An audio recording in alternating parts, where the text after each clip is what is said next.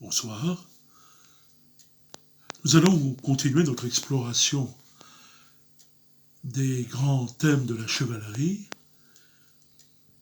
pour lesquels nous sommes réunis avec deux entités importantes que sont le dragon, et oui, et la lance du chevalier. Tout d'abord le dragon. Le dragon a hanté nos rêves d'enfants. Il apparaît maintenant que dans la filmographie et dans un certain nombre de contes, on présente de gentils dragons. C'est parce qu'en réalité, il n'est pas l'animal féroce que l'on croit. Il est une entité farouche et austère, bien entendu, mais il a une mission particulière qu'il accomplit avec ténacité, qui est celle de garder quelque chose de précieux. Dans certaines situations, ça peut être une princesse dans la tour, ou ça peut être un trésor, en espèces sonnantes et trébuchantes en or, dans les profondeurs de la terre. Dans tous les cas, le dragon est un gardien sérieux. En cela, il nous rappelle, pour ceux qui connaissent un peu l'égyptologie, le sphinx qui veillait auprès des pyramides et qui, pour en être un ami, c'est pour se faire des amis, posait des questions qu'on appelait les énigmes du sphinx. Le dragon est un animal légendaire, mythique, qui a une tête de reptile, qui crache le feu, ça c'est important, et qui dans beaucoup de récits a des ailes, donc il vole, et il a des pattes de reptile également, avec une très longue queue apparentée à celle du crocodile ou du caïman. Nous voyons là dans la symbolique du dragon les 4 éléments, le feu, l'air dans lequel il vole, l'eau dans lequel parfois il repose avec son émotion, et la terre qui sont les grottes et les profondeurs terrestres dans lesquelles il est.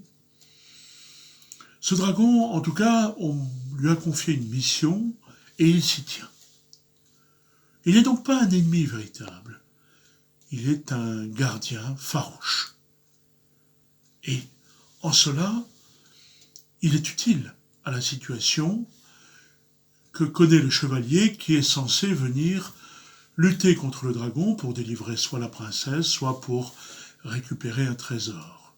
Le trésor, soit dit en passant, comme la princesse, ne sont autres que sa vie intérieure, son âme profonde, sa nature profonde, son être profond.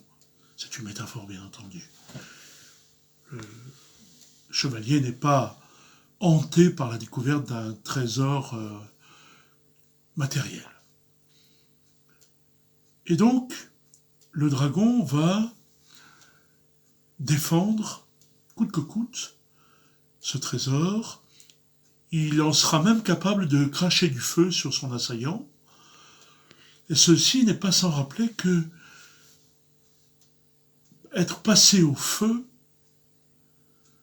est une symbolique qui signifie que on est renvoyé dans les cieux. Pour ceux qui s'intéressent à la spiritualité. Tout ce qui est passé à la flamme est inscrit dans les cieux. Pour ceux que ça n'intéresse pas, n'en parlons plus. Donc, le chevalier, je vous ferai remarquer, ne va pas tuer le dragon. Jamais. Pas plus que son maître en chevalerie, l'archange Saint-Michel, qui est souvent représenté terrassant le dragon, ou perçant le dragon d'une lance, mais jamais en le tuant. Le chef de la chevalerie terrestre, qui est le chevalier Saint-Georges, fait de même. Il va lutter contre le dragon, mais va le neutraliser, et non pas le tuer. Qu'est-ce que ça veut dire ? Si on terrasse le dragon, c'est qu'on le met à terre. C'est qu'on le met dans une position d'humilité. Mais aussi, on en profite pour enrichir la surface de la terre, qu'on appelle l'humus, de cette matière extrêmement féconde que représente le dragon. Il va donc être recadré parce que il est possible que par moment il outrepasse ses prérogatives en prenant des décisions qui ne sont pas inscrites dans la mission dont on l'a chargé. Je vous rappelle que le dragon vient du latin draco, du grec ancien drakon, de l'allemand drakeinen, et que tous les mots qui ont dérivé de cette racine, comme Drakkar, comme le roi Drakon, par exemple, qui a donné l'attitude draconienne, qui fait que on ne souffre aucune dérogation. Quand on est draconien, c'est que on impose des règles extrêmement dures, comme on pourrait le penser d'un dragon. Si nous transposons, puisque c'est notre rôle dans ces petites vidéos, si nous transposons la symbolique du dragon à l'époque contemporaine, puisque la chevalerie médiévale se doit d'avoir un écho dans l'attitude intérieure de notre temps, représentée par le chevalier, eh bien le dragon n'est autre que notre ego. Comme lui, notre ego est chargé de nous défendre, il est chargé de trouver tous les moyens pour organiser notre survie, il est chargé de, parfois, utiliser des moyens durs, comme le dragon, et parfois aussi, nous le savons très bien, l'ego outrepasse ses prérogatives, il prend le devant de la scène, il devient le dominant, et nous devons donc le remettre à sa place, le cadrer. L'ego est un bon outil, il a été créé par la vie, en même temps que la création des êtres vivants, mais il se doit de rester à sa place, et si nous transposions la lutte du chevalier contre le dragon, à notre époque, nous dirions que c'est la lutte de notre chevalier intérieur, de notre être intérieur, pour recadrer, terrasser, non pas l'humilier, bien sûr, mais le remettre dans une position d'humilité, cet ego. Et donc, nous voyons que la transposition des aventures du chevalier peut se voir à notre époque en pointant le dragon de la lance. Je vous rappelle que la pointe d'une épée ou la pointe d'une lance signifie et symbolise l'attention et la visée, c'est-à-dire de ne pas rater sa cible, de bien viser ce qu'on a à faire. Et si j'en viens maintenant en deux mots à la lance du chevalier, celle qu'il utilisait dans les tournois, tournoi peut se rapprocher dans la langue des troubadours, dans la langue des oiseaux, de tourne-oi, c'est-à-dire une manière de bouger en écoutant son être profond. À ce moment-là, la lance devient le rayon d'action de notre être profond, chargé de pointer ce qui doit être résolu et accompli. On trouvera cette symbolique aussi dans l'épée, qui est au fond une petite lance. Je rappelle également que la lance n'était pas faite pour tuer le chevalier adversaire.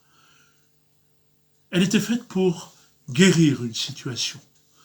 Ainsi, le chevalier ne guerroyait pas avec sa lance, mais il guérissait une situation intérieure, et s'il dérogeait, s'il manquait de courage, s'il manquait de vaillance, s'il manquait d'honnêteté, il était possible soit au héros d'armes, soit au chevalier adversaire, de récupérer sa lance, son cheval et parfois son bouclier. Ou de mettre son bouclier à l'envers, quand un chevalier avait démérité, n'avait pas respecté les règles d'or, les codes de la chevalerie, on mettait son bouclier à l'envers pour que tout le monde voie qu'il avait démérité. Revenons à l'époque présente en nous disant que dans notre rayon d'action, nous devons aussi bien viser ce que nous faisons. Nous devions bien asseoir nos objectifs, comme on dit en développement personnel, mais on doit avoir une intention profonde qui soit véritable, qui soit sincère, qui soit pleine de lumière, pleine de bienveillance. C'est pour ça que le chevalier ne tuait pas son adversaire, il le renversait en pointant son bouclier qui était chargé de protéger son cœur. Et donc, on peut se rappeler de cette image d'un cœur transpercé par une flèche, par une lance, par une épée, attribuée au dieu Cupidon. C'est cette idée qui est une survivance de la chevalerie, qui est que on ne transperce pas le cœur de l'autre pour le tuer, mais on réveille ses capacités dans ce que la chevalerie de l'époque appelait la voix cardiaque, c'est-à-dire une voix qui était faite de bienveillance, d'humilité et d'amour généreux et inconditionnel. Voilà ce que, d'une manière directe, la chevalerie du Haut Moyen-Âge peut nous apporter de nos jours. D'abord, l'art de recadrer notre ego, et il en a bien besoin de nos jours parce qu'il est au premier plan. Comme on dit parfois en riant, il veut toujours être le premier sur la photo de famille. Et également de bien pointer nos objectifs et de bien viser ce que nous voulons obtenir par la bienveillance et par l'amour,